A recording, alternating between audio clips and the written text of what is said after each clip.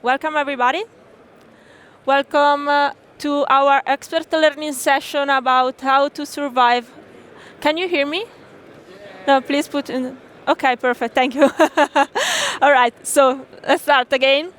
Welcome to our expert learning session about how to survive the retail revolution. Today we are facing quite a revolution in the retail environment, and today we will talk about it with some experts. I'm Camilla Dianin. I'm Key Account Manager for Retail segment in Schneider Electric.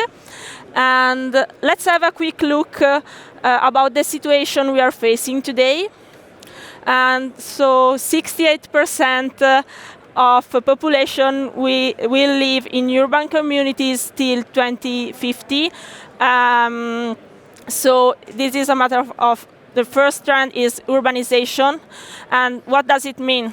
That people habits will change totally, and this will keep changes also in the retail, because from big, large shops, we are moving to little stores close to our homes, the convenience stores. It's all about convenience.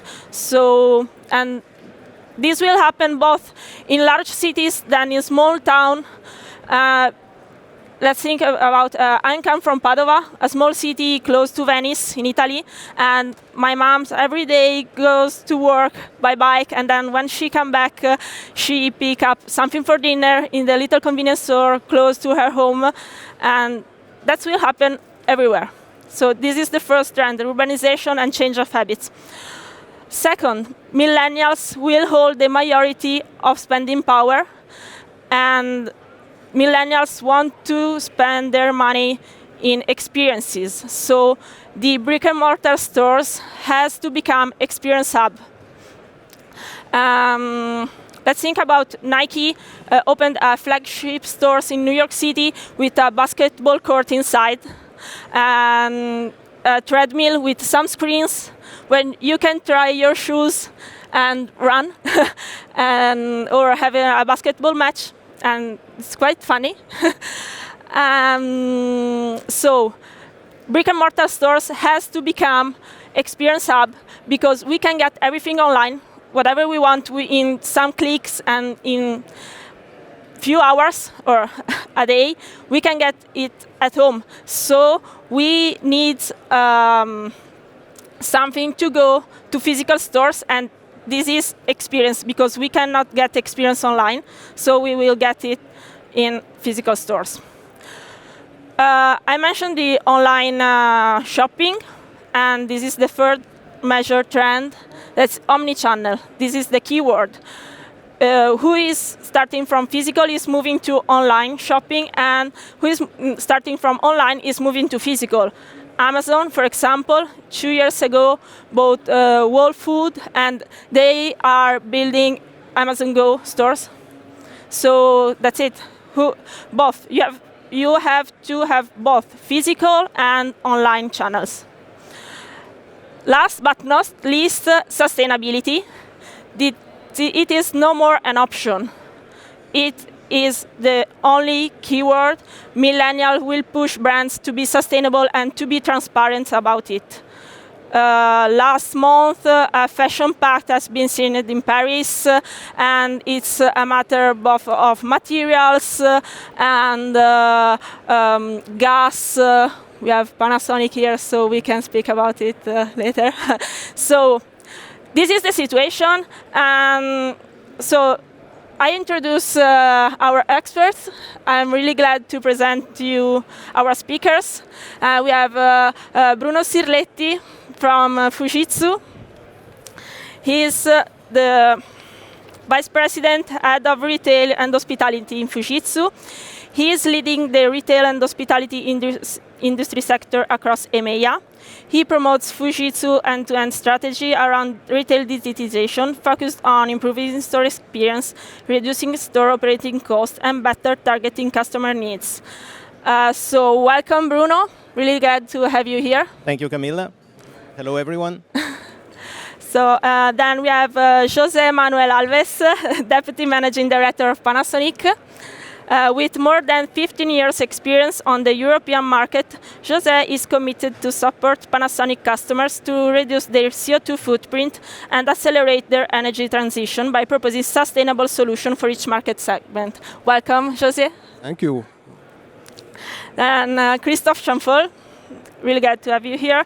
He is Development and Strategic Projects for Retail and Network Department Manager for Total. He can boast previous experience mainly in IT, and today he is in charge of strategic projects for retail network. He works to help the affiliates to cope with new offers and new services requested by urbanization. So, thank you. Welcome, Christophe. And last, but not least, Maestro Francesco Fassio from FENDI. He's the Global Energy Manager. And in his role, he's responsible to coordinate at global level the facility services for retail premises. He works to use technologies to enhance the experience of luxury environment during the whole life cycle of the store. So welcome, Francesco. Thanks. Okay, so let's start with the questions. The first one, sorry, just take my stand. Okay. So, let's start. The first one is for Bruno. I've talked about brick and mortar stores. What do you think that is the evolution of brick and mortar stores? Okay, thank you, Camilla. Sorry. So, I mean, we all read from time to time in the press things such as, there is a retail company that's in financial troubles, it's the end of the brick and mortar store, everything will go online. We hear a lot of things like that in the press. I would say a little bit less now, but it's something that you keep on hearing. And honestly, I don't think, and actually I'm sure that we will not see the end of the brick and mortar store, not in our lifetime. That is very clear. Not in my lifetime, but even the people who are much younger than me will not see that in their lifetime. Brick and mortar will continue to exist. Online will continue to exist, but both will exist and they will have to work together. Camilla was talking about omni-channel. That is a very important thing. So they will have to work together. But even more importantly, and Camilla said that as well, what really matters is the customer experience.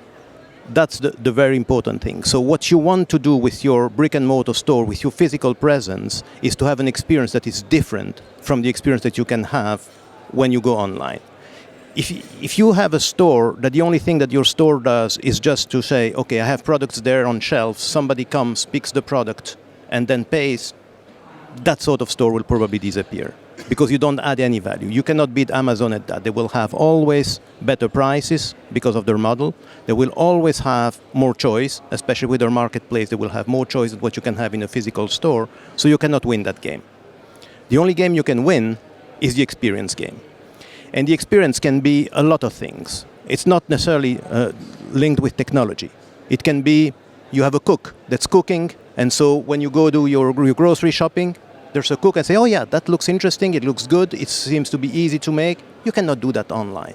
It can be, well, I bought a sofa recently, and I would have loved to have, of course you can sit on the sofa, which you cannot do online, but also to have it with augmented reality, to have it, to see it in your own house, how it would go. So there's a lot of things around experience that you can do that you cannot do online. But also, I would say even more importantly, is the interaction. Everybody now has a smartphone, and when you enter a store, you want to be able to interact with the store. You want to see the price, you want to see if it's cheaper elsewhere, and you want to have this interaction. And it has to be a one-to-one interaction. So you want to have a personalized experience that's different for every person because every person has different needs. And that has a lot of technology implication, but that's what you want to do in a store. It's also a matter of staff tasks. Yeah, absolutely. Yeah. So the role of the staff will change. It will completely change. I mean, today, if you look at a normal store, your staff does a lot of tasks that can be automated. I mean, putting things on shelves, that can be automated. Checking if product is in the right place, it can be automated. Changing prices, it can be automated. So all these things have to be automated so that your staff has a different role. Your staff has the interaction with the customer. So your staff is there to interact with the customer and to give an experience, a personal experience to the customer. So you need to automate tasks to enable your staff to really do where they add value, which is the interaction with the customer. But that also implies training or retraining people because it's a very different experience. Right. Thank you. So experience, the customer experience is the core. Yeah, absolutely. And, this is the question for FENDI. So from luxury, customer experience is really the core. And what role does the customer experience play in how you design, build, and operate your store? Okay, I see that I have 3, so that means 3 hours. No, 3 minutes. 3 minutes. Okay. Now, I'll just make an example which maybe is a good synthesis of how we see this, but it's basically applicable to a lot of luxury brands. This is the flagship we have in Rome, so it's the biggest store we have in the world. It's it's a big building, five floors. The interesting thing is that the building is not only a store. So the first 2 floors is a store. Then on top of it, there is a VIP apartments for special défilé and things like this. Then there is an hotel, a boutique hotel with 7 rooms with view on the Spanish Steps. And the last one is the international restaurant Zuma.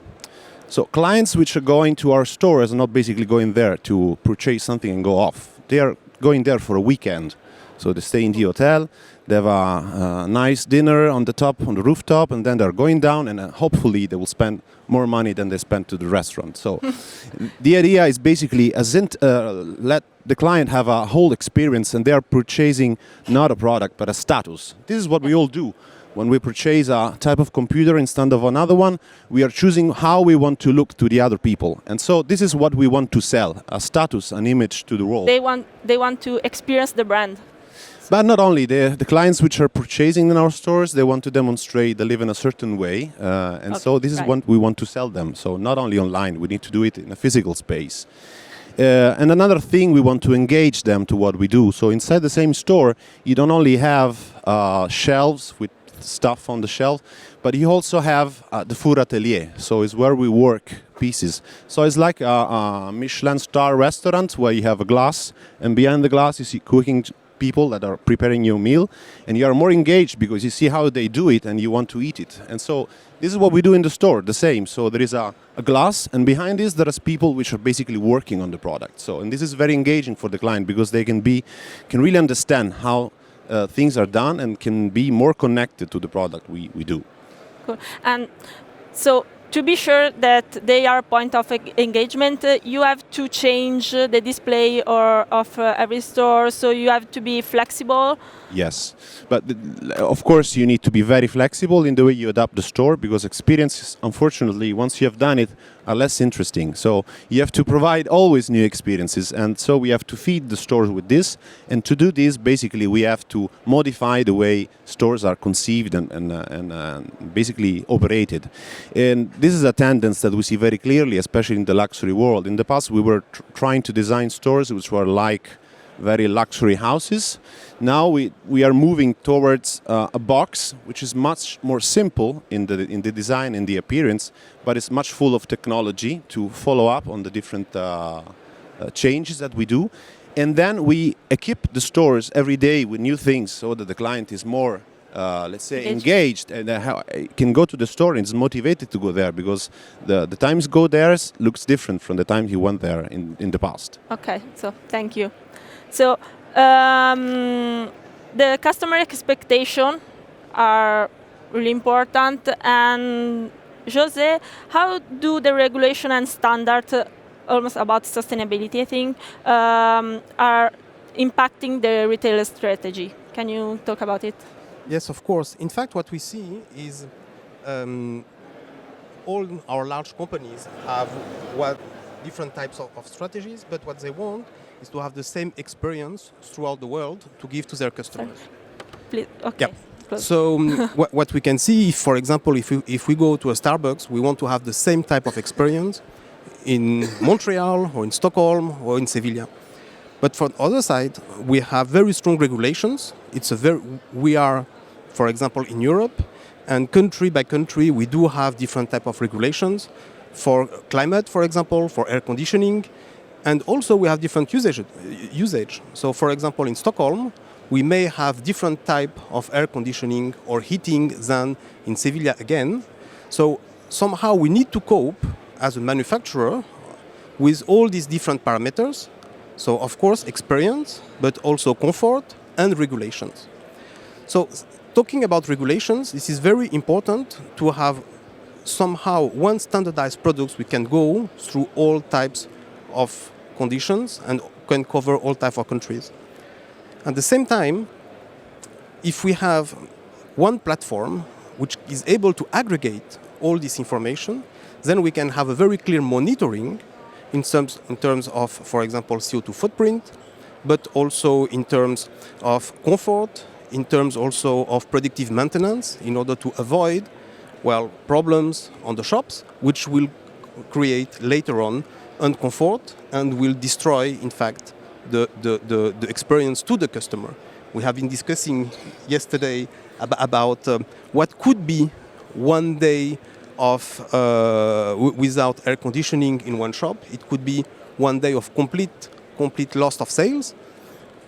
Not only, well, this is more for Italy, but if you go, for example, for Belgium, if we do not have heating in one shop, then we may have to close the shop. So again, the fact to have a comprehensive system which is able to monitor all the different systems, all the different units, all the different temperatures, is able really to give additional benefits to the end customer and to take good revenues, but at the same time to secure the customer experience. Yeah, and this so is also a matter of having a local strategy, let's say. Yeah, absolutely. In fact, all the regulations are very local. So if we go to France, if we go to Spain, we have different type of regulations. Now it's, of course, we know in terms of air conditioning or refrigeration, for example, there is very strong regulations to reduce the type of, well, the impact of these gases on the atmosphere. So this is what we call F-gas. And every country is applying it in a different way. So it's very important to have the right strategy, local strategy, but at the same time, which is covering the global strategy of the company. Yeah, okay, very interesting, thank you. And about urbanization, the next question is for Christophe. How do you cope in total with these measure trends as urbanization? How do you adapt to the new customer habits? Perhaps, I don't know if you are aware of the fact that we've got 15,000 stations in 60 affiliates all around the world. And what is supposed to be globalization, it's very difficult for us to cope with the different type of problem we have in these different areas. So we have the famous sentence, we have to try and think global, but as he said, act local. So in fact, we've got two main situations to cope with. The first one is we don't want to become what Kodak has become. Perhaps you know that Kodak have completely disappeared because they have not anticipated. And the thing is that you are certainly aware of what is going on in the world about the climate change. And the first thing is that I should have put the customer first, but I will put the regulation first. You are certainly aware that regulations are very different to what he said in different countries. For instance, if some of you know Paris, it's a small country in the world. In Paris, in 5 years, you won't have the possibility to get gas oil. So the first thing we have to do to get consumer on board, because we are not a retailer, as perhaps you are. You know that consumers go in total to refuel and then they go to the shop. And the first thing we have to do, and it's a huge program, is to modify our assets to provide the customer with new energy as EV charging. Everybody know EV charging, hydrogen, compressed natural gas, and different energies. So you can imagine that it's a part of a very capex intensive program. And we have, first of all, to cope with this. And the second point is a famous customer journey. Everybody spoke of the customer journey. If you happen to go in a station, it's not very funny. I beg your pardon, guys. So we have to work on this. And digital can provide us with solution to, and the main pain points we have to get rid is the time it takes for customer to queue, you know, and to pay.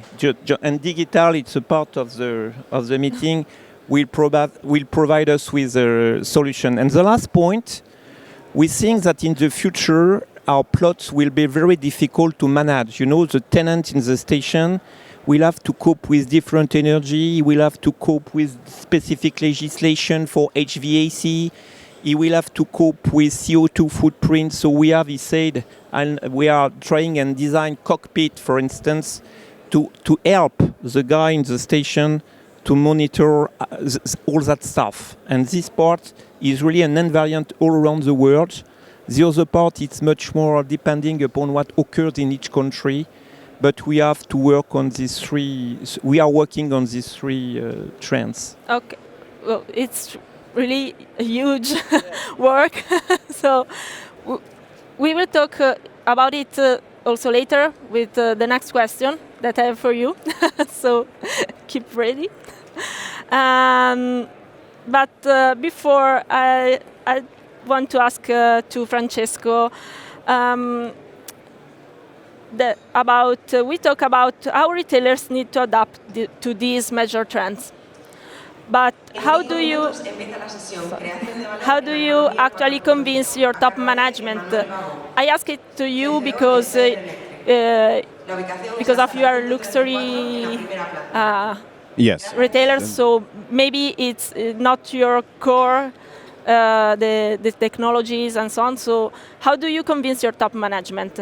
I think this is a problem that basically most of the, let's say, technical department working within big organization have to face. So I'm sharing this, of course, with my colleague from Total, which the core business can be slightly different because the core business is find petrol and what on and sell it. So in our case, the core business is obviously not taking care about technology because the core business is develop nice products, produce it and sell it and work on the image of the brand so that this is spread around and it's associated to do all the things I was saying before. But of course, there are a number of activity we need to do and we need to deploy within the store to assure that the stores are working properly and basically are not only an obstacle to the business, but basically they are boosting the business. We have said before that one day with HVAC but this is special true in our case, no? Yeah. So especially where we are selling, let's say, 4 items in a store, if the AC is not working for one day, you can miss a big client. And from our stores, it can be the one client makes the budget of 1 month. So if you have one day of a loss of air conditioning in a store and you're not reacting properly, or maybe you're not even preventing that accident, can be a big issue. So if you are trying to sell technology to our business managers, saying that I will have a super nice analytics showing me the temperature of the stores, they will not be so interested. But if we really push on the reliability of the store, on the business continuity, and on the fact that basically a technology that maybe is installed there for a side activity can be used also for the business. The other example maybe it can be associated to the CCTV systems, now that are discovering many new applications. So if you just try to sell a CCTV system for watching if people is not stealing a bag, okay, this is important, but it's not core business. But then if you can use the CCTV system also to develop heat map or to make people counting, to know how much people is entering, maybe with facial recognition to understand how many girls, how many women, how many people from China, how many people from whatever, this is a game change. So, and this is where technical department needs to push to make the change inside the store. So we need to represent to the business, to the management, the idea that investments and basically cost on technology is not a cost, but is an investment that basically is boosting technology is useful to achieve multiple tasks. Yeah, so exactly. That's the way you convince your top management. So okay. I think that I can ask the same question to Panasonic about the multiple task of technology. So what do you think about it? Well, we are on the other side. In fact, we sell refrigeration units, we sell air conditioning units for your shops, heating systems. And of course, when we visit our customers, they all have KPIs on sustainability, on reduction of CO2 footprint. That's true. But on the other side, are our customers ready to pay more for that? Not really. In fact, what we need to do, and what we are doing, it's to analyze all the different impact of these products or in your shops.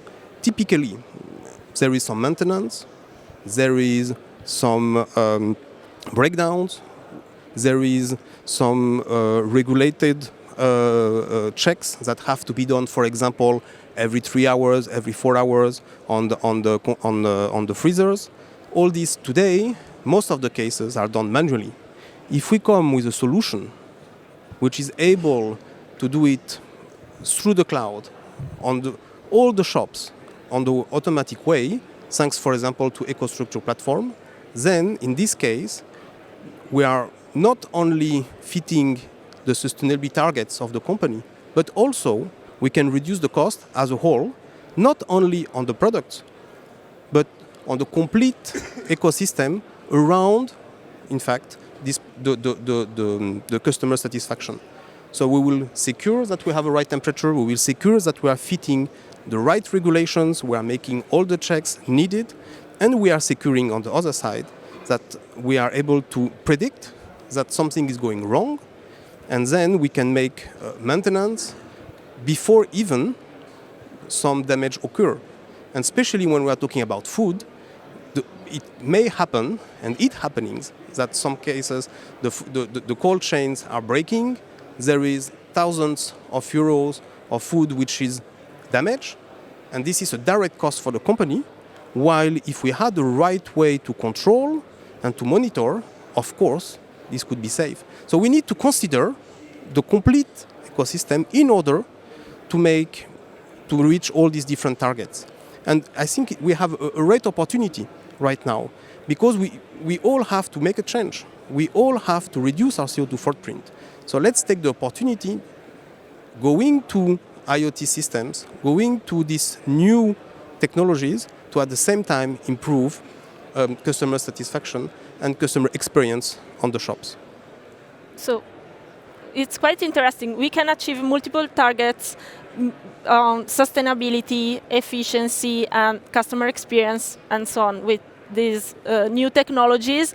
And Christophe, so this use of new technologies, how does Total create added value for customers and to the operational team with the use of new technologies? In fact, as I tried to explain, we must be very humble with this. We don't know anything in Total. We only know that there are plenty of different technology, 5G, machine learning, computer vision, and blah, blah, blah. We know that we've got 60 affiliates all around the world with different problems to cope with.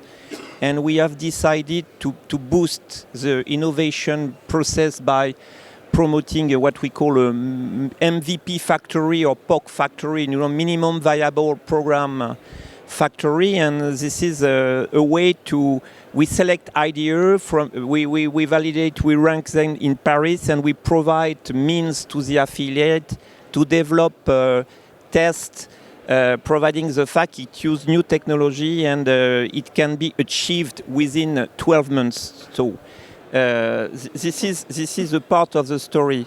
And to give your example, for instance, we have identified 3 pillars for technology: robotization. Just to give you an example, we can imagine that we can feed the car automatically and the driver won't have anymore to go out of the car. We are developing robotization from HPC charger. The cable is very heavy. We are developing chatbot, for instance, on this part of the story. Chatbot is much more in China, because in China we're gonna try and push lubricants in our station, and lubricants is very technical thing to promote. And the tenants in the plot is just taking cash, so he has not, as you say, time to to go and to give advice to the customer. So this is a part of the story. The second part is what you say, monitoring. We are sure that monitoring is an issue with the cockpit, with IoT, to provide information to an ecosystem with the tenant of the station, but also, for instance, for the customer, the queuing time. We are working on algorithms that can permit a customer, if needed, to know the waiting time, not the existing waiting time. It's very obvious, very simple to fix. But if I go to this station in 2 hours, how many hours will have, or minutes, sorry, I will have to wait for? And the last one is what we have called operational efficiency. And you spoke of Amazon Go, for instance. I'm sure that everybody knows the Amazon Go concept. It's a pain point to get rid of pain point for the customer. We are trying and develop, I don't know in which country, a prototype with a startup to provide the customer with, the Amazon Go offer. He take, the thing on the shelves, camera, understand what he have taken at the end of the famous customer journey. The bill pay on his iPhone, and he won't have to wait. So just to explain to you, we are humble because the future, I don't know what will be the future. Plenty of technology. We manage this from Paris, but the power is given to the affiliate, and each affiliate has to propose us program, and we help them to push them. Oh.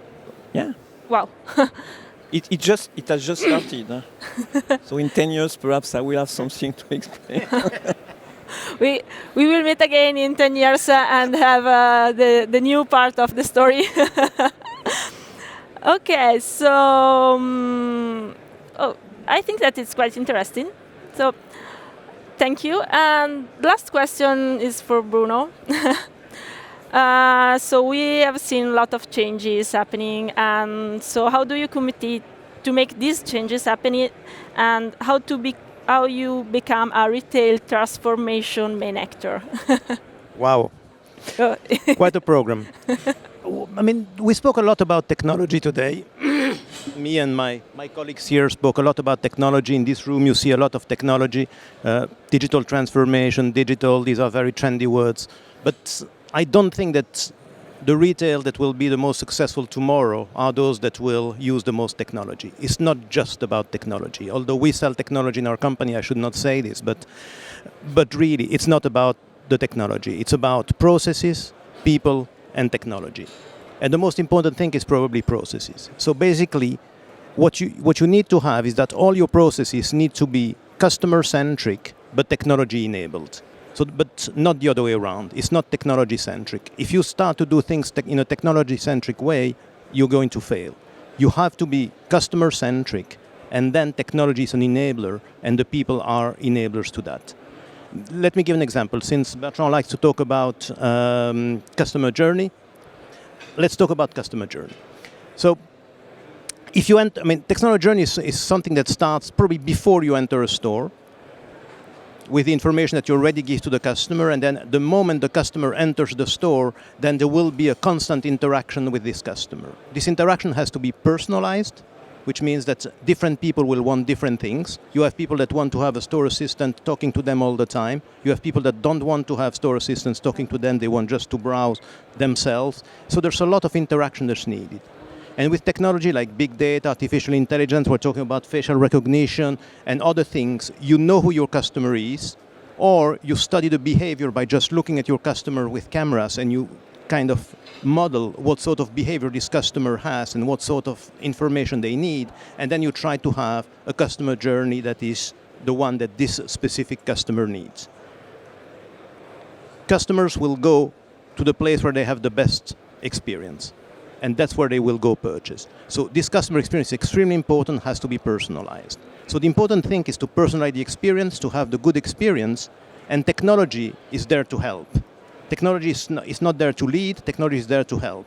So some of the things that, for instance, Francesco was mentioning had nothing to do with technology. You say, oh, I have a hotel, I have a restaurant. That's not technology. But these things improve the experience. Other things will be technology-driven, like virtual reality, augmented reality, artificial intelligence, and all these things. But what you really have to be is customer-centric in all your processes. And the other important thing is about the people. There's a huge transformation that's needed in potentially every retailer in the world on your staff. So staff were used to doing a certain number of tasks. They will be required to do things that are very different. Taking care of customers, interacting with digital. And really this needs a culture change in companies and also needs, I would say, a lot of training programs to really bring the staff to the level they have to be. If you just focus on technology, you're going to fail. So processes, people, and technology, I think, is the key to the success.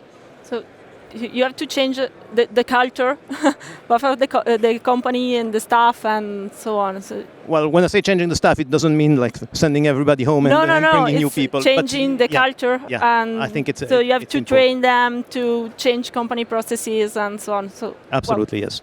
It's a huge work, huge job. Okay, so I finished my question. We talk about a lot of interesting things, I think.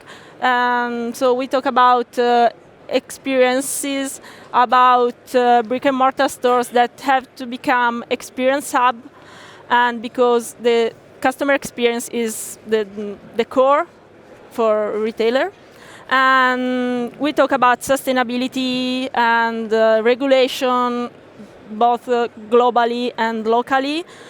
We talk about urbanization, need to cope with these new habits, and so how to cope with new technology and the change of company culture. So I think that it was really, really interesting. I hope you enjoyed this session. And to thank our speakers, we have donate one Mobia solar lamp to a family who has no access to energy, and so one for each speaker. So thank you for your gift. You won't have a physical gift, but you made it. So thank you. Thank you. I want to really thank you for being here to join this session. I want to thank you. I hope you enjoyed it. And so please come to see our retail booth. It's just over there, and you will find experts that can answer to all your questions about retail and the architecture and about technologies. So just come and see what we have done. And yeah, sure. I think that, yeah, have we time for questions? Oh, okay, so we have 5 minutes. We have 5 minutes more, so if you have questions, please ask. Okay, you first. Do we have, okay, thank you. Yes, thank you so much. First of all, very big thanks for this very diverse discussion. Following up on maybe less for the gentleman from Panasonic, but the other three, how do you cope with privacy? So when you talk about customer experience, following customers, facial recognition, how do you cope with privacy? Okay, who do you want to answer? Maybe I can start, and if somebody else wants to give additional information, feel free to do it. No, you're absolutely right, and this is a very important thing. By the way, when I was mentioning facial recognition, it's something that we are doing in countries that allow that. So in Europe, with GDPR and this sort of regulation, you cannot do that without the consent of the person. So privacy is extremely important, and not just because there are huge fines. It's extremely important that we respect the privacy of people. So if we are to do something like facial recognition, the person will be aware. So we will tell the person that we want to use that. There's other things as well that can be used instead of facial recognition. For instance, loyalty card with RFID chips. But you have to tell the customer as well, saying, you know what, we would like to interact with you when you enter the stores. I think that this will enrich your experience. Do you allow us to do that? Yes, no. We can also interact with phones. So recognizing a phone and knowing the person is entering through the phone is also possible. But again, it has to be done with the consent of the person. There are things that can be done without the consent of the person. It's when it's anonymized. So, for instance, Francesco was talking about heat maps. So, for instance, when you look at people in a store, where they go, in which location they go, do they spend more time in this corner, do they spend more time in that corner, etc. That one. Okay, thank you. That you can do because you anonymize the data. So basically the person enters, you will track the person journey in the store through their telephone, but you anonymize the data. So you don't know which person is doing that. You know that a person is going in that location and that person has this journey, so that you can do. But otherwise you have to respect privacy. Absolutely, yes.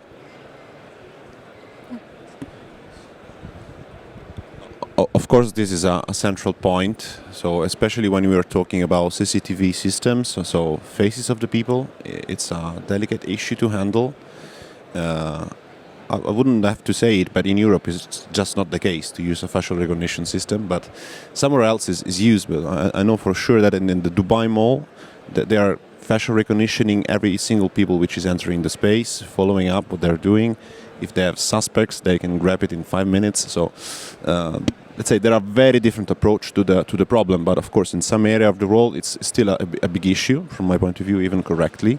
But the point is that technology is helping you in dealing with the privacy issue. It's not the contrary.